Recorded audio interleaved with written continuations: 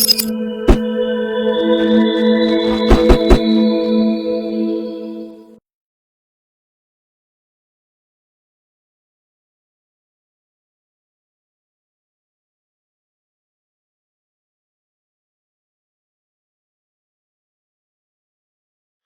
morning. Yes, Sean, I am. Thank you, and good morning to everybody else. Ladies and gentlemen, I see there's a good number of you in the room this morning. That's great. My name is Richard Bailey, and this morning we're going to be touching on balanced pressure. This is something that I have done before for a tech talk, but it continues to be misunderstood in terms of what the requirements are surrounding balanced pressure, and I think we all know what the term means, and we all pretty sure that we know what it means. But there's a couple of twists to that tale. But let's have a look at it and jump straight in. As Sean did mention, this is a 20-minute tech talk. It's not a long series or session by any stretch of the imagination, so we should get straight into it. Okay, what is unbalanced pressure? So unbalanced pressure is a term used to describe a state of unequal pressure between the hot water supply and the cold water supply to a mixing point. That's pretty straightforward, right? So if you've got a cold supply on the right hand side there to a sink point or a mixing point of 800 and the hot is 400, then that's unbalanced pressure. Clear enough. Couldn't be clearer, because if you've got if one isn't equal to the other, then it's unbalanced. That's quite clear.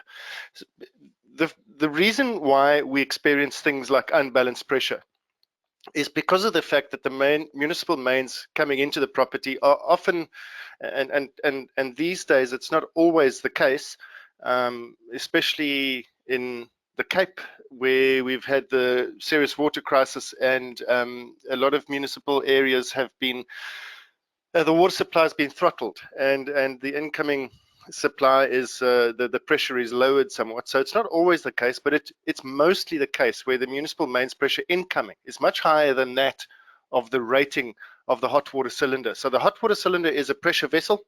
It needs to be tested and approved, and it must comply with certain product standards. SANS 151 is the one I'm referring to, and within that bunch of tests, it would be rated at a particular pressure. So it would be able to withstand a continuous pressure of 400 kPa, let's say, for example, and it can't go beyond that. So it has to be reduced. The pressure coming into the cylinder must be reduced down to 400 kPa. And I know I'm speaking, spewing facts which we all know, and so that the hot water outlet from that is going to be at a lesser pressure than the municipal mains. So at some point we have to, because the standards require that hot and cold water pressure to mixing points must be balanced, at some point we have to reduce the pressure of the cold water as well. So depending on how it's been plumbed, we know that older houses more difficult to balance pressure than newer houses. But newer houses, we tend to plumb it differently. We tend to plumb it from the geyser outwards, and older houses tend to have been plumbed from sort of outwards from the outside inwards, so making balance pressure very difficult. The reason for that is because 30 years ago you hardly ever saw a mixer. You would always see two separate taps, at a basin, at a sink, at a bath, etc. The only mixer would be a shower. All right, well, let's just have a look at an unbalanced system. And as we've said, usually you'd have a situation where you've plumbed from the outside inwards. So you've got a main supply coming from your meter, a supply to your geyser through a pressure reducing valve, a supply to your, and then a supply that continues on to your points, etc. So you'll see that these branches to the points have not been reduced in any way, shape, or form. So in terms of pressure, but and in order to balance this would be a bit of a pain, because you'd need to balance it prior to these or on the main supply, and that brings up all other kinds of issues, because you've now got shut-off valves between your geyser. You've got reduced pressure to high flow points such as garden taps, which shouldn't be. Those should always be full pressure, etc., etc. So to balance an old home is quite tricky. So the new way of sort of plumbing, it's a new way of plumbing, but I suppose the more modern way of planning an installation would be to have a main incoming supply to the geyser, then it's reduced down, and from there you then take your cold, your reduced pressure, your balanced pressure cold, and plumb your points. You've still got that main outside line feeding your garden taps and your high flow taps, high flow points such as perhaps a flush master, because that you can't reduce down, and so on. So that is how, that's the fundamental difference between balanced and unbalanced pressure. You would plumb your bathroom and kitchen, whatever the case may be, after the pressure reducing valve. So you'd cut a T in and off you go. Great. So this is another example of how you would balance I would just call it, for the purposes of this webinar, an older property, a property that's plumbed from the outside inwards. As I say, you can have a sort of a master box arrangement on the outside. This does cause certain problems though, because as I said, not only are you restricting the flow to high flow points like that, and that's actually in the standards. The standards do say that you shall not reduce pressure before or upstream of any high draw off water points such as taps and so on and so forth. So these, as far as possible, should ensure that they are supplied with full municipal mains pressure. But furthermore to that, you've got a situation where you're supplying the geyser. Okay, there's two problems that are immediately highlighted with a master box installation, depending on the distances, etc. The first one is the distance. When you have and for higher pressure systems such as 400 kPa, the manufacturers, it's not in the standards, but the manufacturers will say to you that they don't recommend that you install a PRV further than 10 meters, 10 linear meters away from the geyser. And that's because of friction loss. By the time the water's traveled through 10 meters of pipe, it's already lost some head, they call it, due to friction loss. And if it's a 15 or 20 meter, or sometimes even further than that, sort of section of pipe between a master box and the geyser, now you are actually you're losing significant pressure, and it's not recommended. So that is the first problem: the position of the master box. Where do you intend to install it, and what are the consequences thereof in terms of pressure loss through friction loss of the pipes? The second problem you've got is that here sits your hot water cylinder, but it needs to be serviceable, and it needs to be you need to be able to replace it easily, and you need to work on it. Now, let's say this is a double-story house, or it's a property designed in such a way that when you are at the geyser, it's a hell of a schlep to get back down through the trapdoor, down the ladder, out and around through two gates to get to the master. It's a schlep. You can't treat that as an incoming or as a geyser shut off, because it first of all shuts off the whole house, including outside taps and toilets. So you need to put a shutoff valve at the geyser. So there you have to put a shutoff valve. But what happens when you put a shutoff valve at the geyser? You now are putting a valve between your pressure relief component at the top there and the tank, which is not allowed. So you have to include an additional pressure relief valve at the geyser on a T with an overflow pipe, and that's fine. Because as long as you can get access to the shutoff valve to maintain the geyser, but that there's nothing between the relief component to the geyser and the geyser itself. That's critical. So you have to include this relief component over there, and they're available. I think Quickot used to supply the half-inch. It just had a half-inch male. I'm not sure if it's available anymore, but I mean, I think you can get Apex ones. It's just a 1/2 inch male thread. So you'd screw it into, put a T in with a Kopkal female on your balance pressure loop, at least your anti-siphon loop, and put a little female Kopkal there, screw it in, and take an overflow out, and Bob's your uncle, and it's done. So that's what one would expect to see over there. That's easy enough. That's all the stuff we know, and we're all happy with balance pressure, I'm sure. But it doesn't, this is the trick, it doesn't just refer to static pressure. And this is where a lot of us fall down. Because if you look at the standards, they say the following. Let's have a look here. Okay, SANS 10254, that's the Giza installation, and also SANS 10252/1 require that water to mixing components must be balanced. And here's the kicker: so that the residual dynamic pressure does not vary by more than 20%. This requires that the layout and the pipe sizes shall be correctly calculated in terms of 10252/1. What do they mean, correctly calculated in terms of 10252/1? Well, if you have a look at that standard, there's a big old section in there that is dedicated to pipe sizing. And it comes with all kinds of calculations of friction loss and head loss through not only pipes, but various types of valves and fittings and so on. The net result of having a network of pipes let's just distill it down to its simplest term.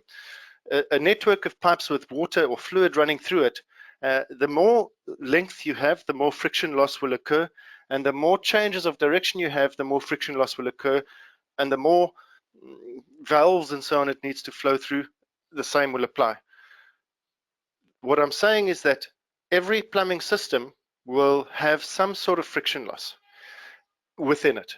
So if you don't size your pipes correctly, and you have a property, a 3-bedroom property, 2.5 bath, supplied with a 1/2 inch copper pipe, or let's say maybe even a 22 mil multi-layer pipe, and you do the maths, and from the Giza you tee off and you're supplying the points with 1/2 inch pipe.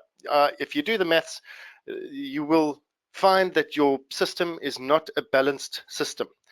What they mean by a residual dynamic pressure, it means that when you are having a shower and you measure the dynamic pressure. In other words, you are able to measure at a certain flow rate the pressure at which the hot and cold is, or the amount of liters per minute hot and cold is delivering. But then somebody flushes a toilet or opens a sink somewhere else in the property. The drop or change in flow rate at that point that is being measured at the moment may not vary by more than 20% of what it was. So if you're in a situation of having a shower and somebody opens a sink and it varies by 40%, and suddenly that person gets cold, and so as a result of getting cold, they shut off the cold water in a panic because they get a fright. And then the sink tap is closed, and all of a sudden they are bombarded by hot water only, and they start to panic and they don't know what to do and they get burnt. That's a dangerous situation. Whether it happens with immediate scalding or immediate getting cold, it can result ultimately in the person getting scalded. And that's the only reason behind the requirement for having balanced pressure.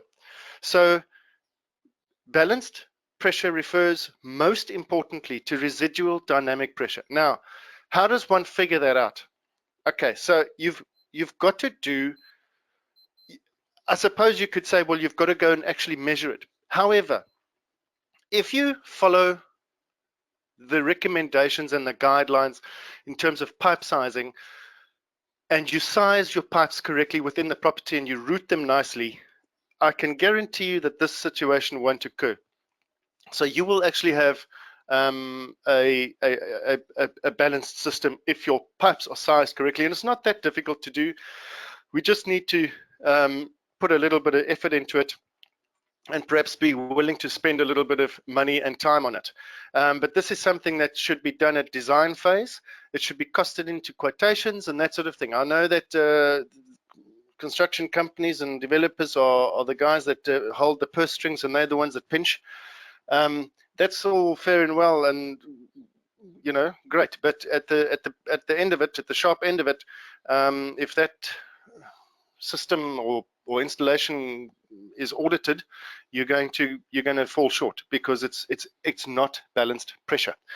Okay, so what do I mean by this lot? Okay, so let's just look at a calculation. There's a very simple little formula here, and it is, if you look at the top left here now, I'm not this is just a normal sort of a presentation, and it's not conducive to to typing out formulas in a proper way, but it's a very simple formula. It's the liters of hot water multiplied by the temperature of the hot water plus the liters of cold water multiplied by the temperature of cold water over how many cold liters plus how many hot liters equals the temperature mix. So if a shower adjusted to give 10 liters a minute at 38 degrees Celsius, that's mixed. We're having a shower at 38 degrees Celsius, and we're showering under a head that is delivering 10 liters a minute. Let's say it's supplying 5 liters per minute hot water at 63 degrees Celsius and 5 liters a minute cold water at 13 degrees Celsius. If the cold pressure and flow rate drops by 20%, from 5 liters per minute to 4 liters per minute, the mixed temperature changes from 38 to 40.8, warmer but not dangerous. So that is one of a myriad of examples of where dynamic pressure alters, but it doesn't alter by more than 20%. Let's just do that quickly. As you can see here, that it's just a simple little addition.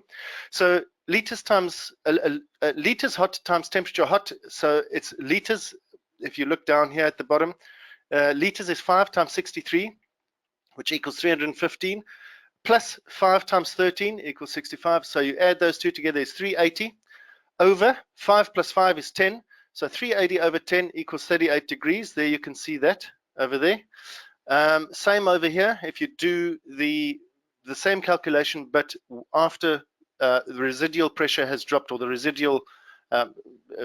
residual dynamic pressure has dropped by 20%, the cold water loses a liter per minute, and you can see that your rise in temperature it's there, but it's not as significant as one would deem to be dangerous. So the 20% is the key. The residual dynamic pressure after a point, another point, or any number of points has been opened.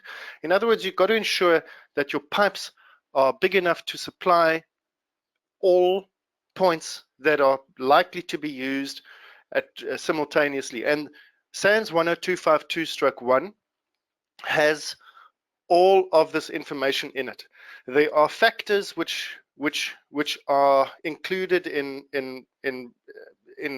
calculations when we're determining pipe size, factors which take into account the likelihood of various points or different types of points being used simultaneously, and that's a factor of n, and that will be applied, and they give you that factor for various installations. So this is domestic situation, blah blah blah. This is the factor, and so if you follow those steps, it's very easy to actually do, and you'll find that you'll never have a problem with starvation, with scalding, or anything like that. And trust me, it's not like you would all of a sudden have to be plumbing a normal 2-bedroom house in 28mm copper pipe all over the place. It's not the case. Our traditional means of plumbing is usually very, very acceptable. It's just 1 or 2 areas that need to be upsized. So it's not as bad as all that. Now, just on balanced pressure, and a little bit earlier I said to you that in older houses where they had 2 separate taps for most points except for a shower, so if you had an unbalanced system, and you've got a shower. How do you balance that? Because you've got you 9 times out of 10 in those older houses, you also had a gravity-fed geyser, right? So if you've got a gravity-fed geyser, how do you balance a shower? It's very simple. If you've got a tank type system, or a closed vented geyser supplied by a tank, it's still a tank-fed situation without a mains incoming and supply, which has got a PR reduced by PRV, which and then that which you can utilize to supply a balanced shower. If that's not the case, you can just take it off whatever that main supply is. So there's your tank. That's your main supply into your geyser. It's the same head of water which is supplying your geyser, i.e. it's the same head that you're going to be experiencing in your hot water outlet. So you can just cut it into the actual cold water supply to the geyser right there.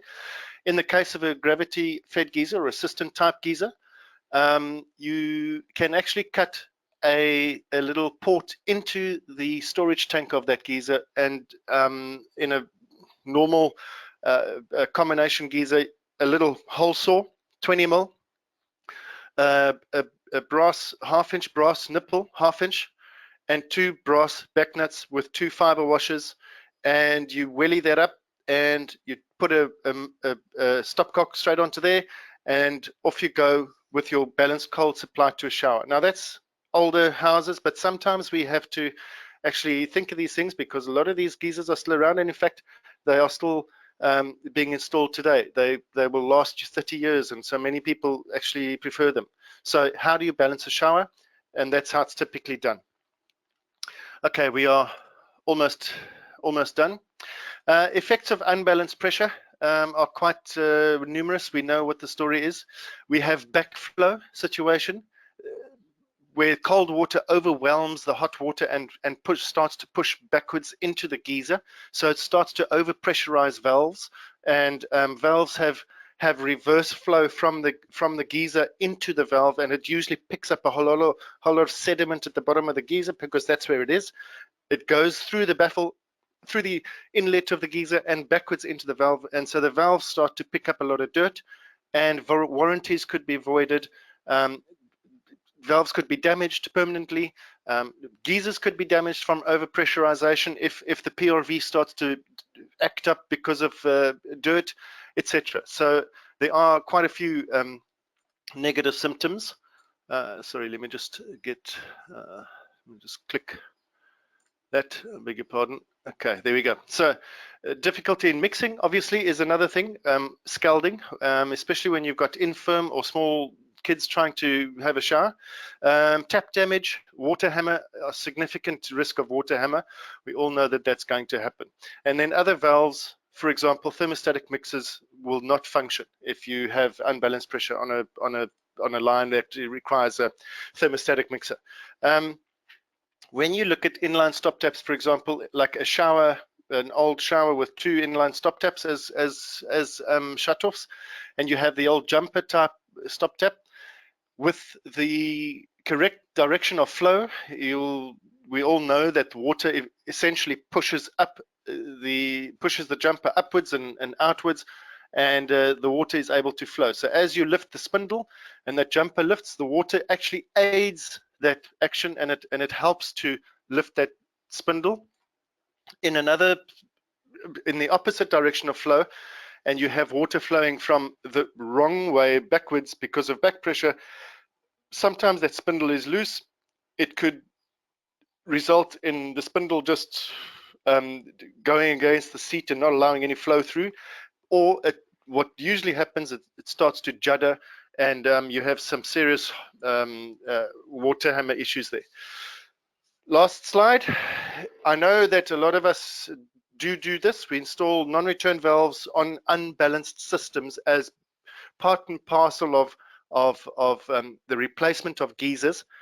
When geysers are replaced and it is an unbalanced pressure system, a non-return valve is installed. It's installed to mitigate the effects of back pressure.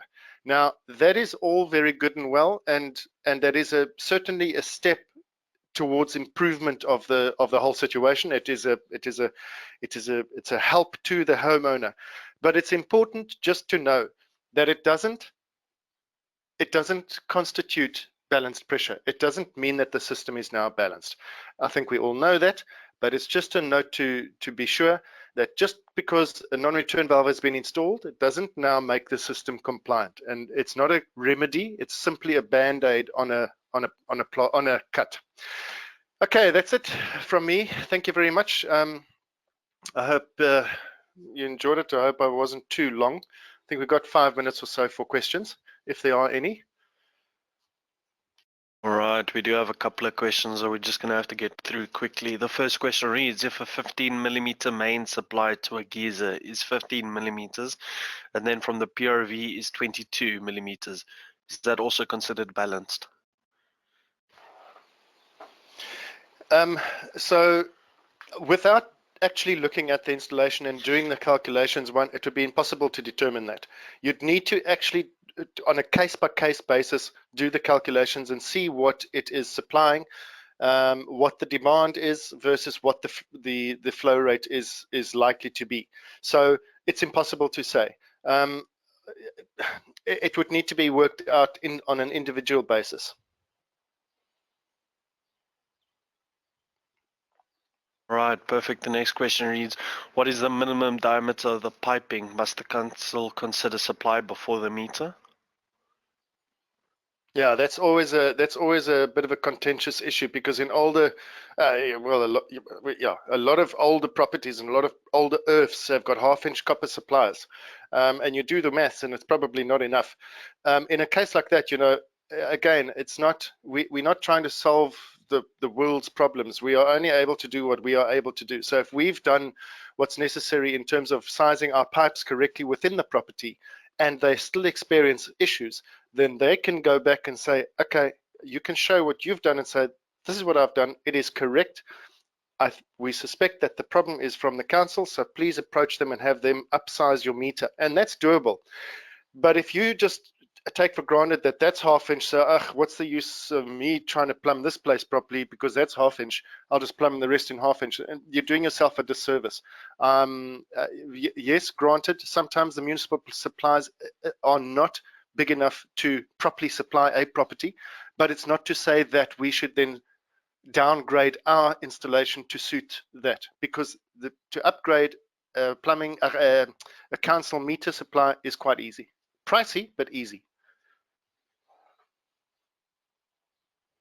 All right, the next question reads, I was told that a stopcock between the geyser and PRV was not acceptable. Using a lever ball valve was okay.